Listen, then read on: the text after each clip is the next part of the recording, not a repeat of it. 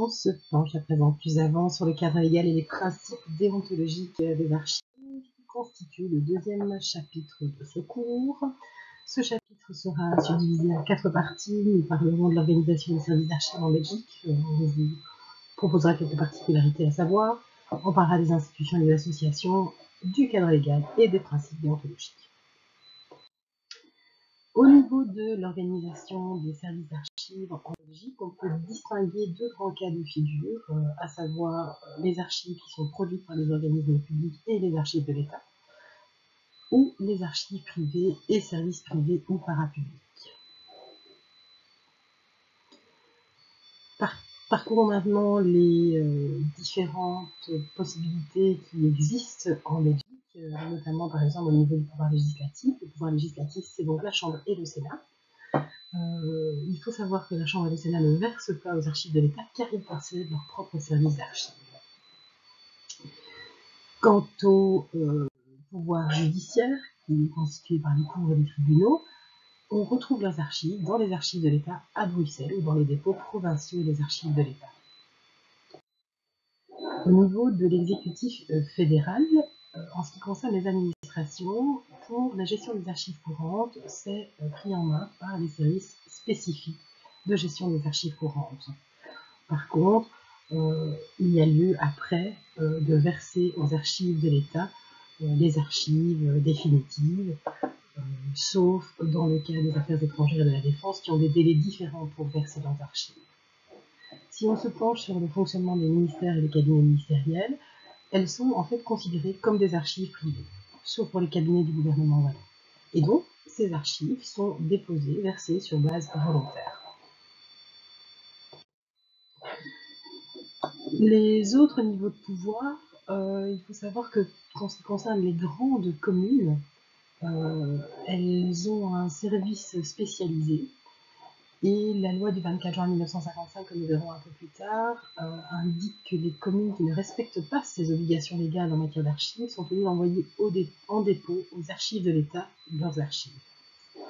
Donc les archives communales sont les archives qui sont produites par la commune. Donc ça peut être des dossiers de service de la commune, ça peut être des registres de délibération du conseil communal, ça peut être les arrêtés communaux, les archives du CPS, etc. Donc là, on est bien au niveau de la commune. Si on remonte un peu plus haut au niveau de la province, les archives de la province seront versées aux archives de l'État. Et si on remonte encore un niveau plus haut aux communautés et régions, on verra que selon les situations, les services d'archives de l'entité fédérée accueilleront les archives définitives, ou bien ces archives définitives seront versées aux archives de l'État.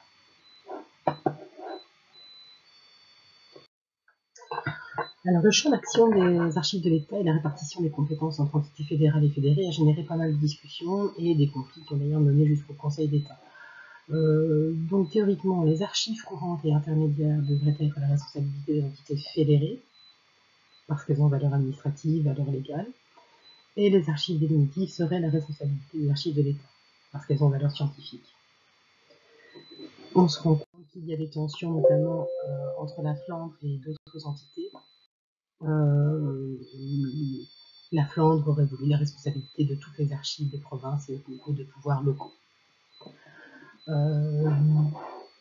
Au niveau des archives de l'État, quelques jalons historiques. Donc là, je vous renvoie au chapitre précédent où nous avons vu les premières traces d'un bureau des archives en 1773, alors que nous étions encore sous les Pays-Bas autrichiens.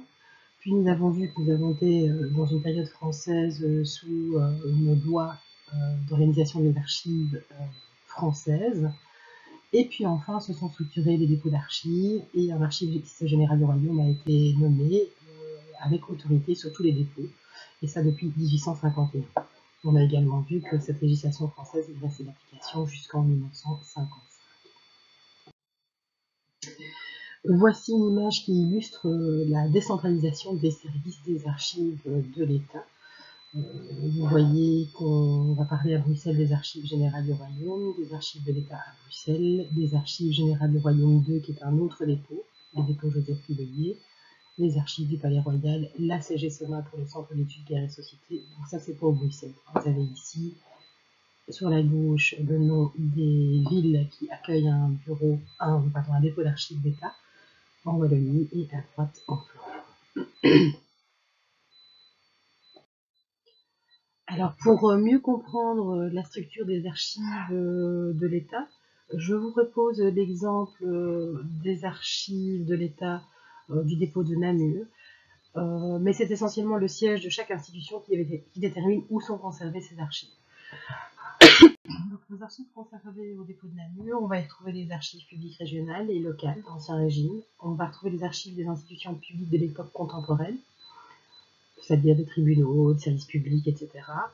De 1795 à nos jours. On va retrouver des archives ecclésiastiques et des registres paroissiaux, des registres d'état civil, des militaires et des archives de droit privé, associations et familles actives dans la région, par exemple. Alors l'idée est ici de vous présenter le type d'institutions et de centres d'archives qui peuvent gérer les archives privées. Ces archives privées, ces centres privés, on va les retrouver où? Dans les universités, les évêchés. On va retrouver aussi des institutions comme le CARCOP, le CAROP, le centre Jean Gol, le centre Émile van der Velde, qui sont liés à la pilarisation des mouvements politiques et sociaux. On va retrouver des centres d'archives qui sont liés à des préoccupations spécifiques, c'est le cas des archives d'architecture moderne, du Mondanéum, etc., qui sont là subsidiés par des communautés. Et on va retrouver des archives d'entreprises, telles que les archives de Fortis, d'ING, etc. Il y a également des dons qui sont faits parmi ces archives privées aux archives de l'État. On va se pencher un petit peu plus avant maintenant sur les institutions et les associations qui existent en archivistique.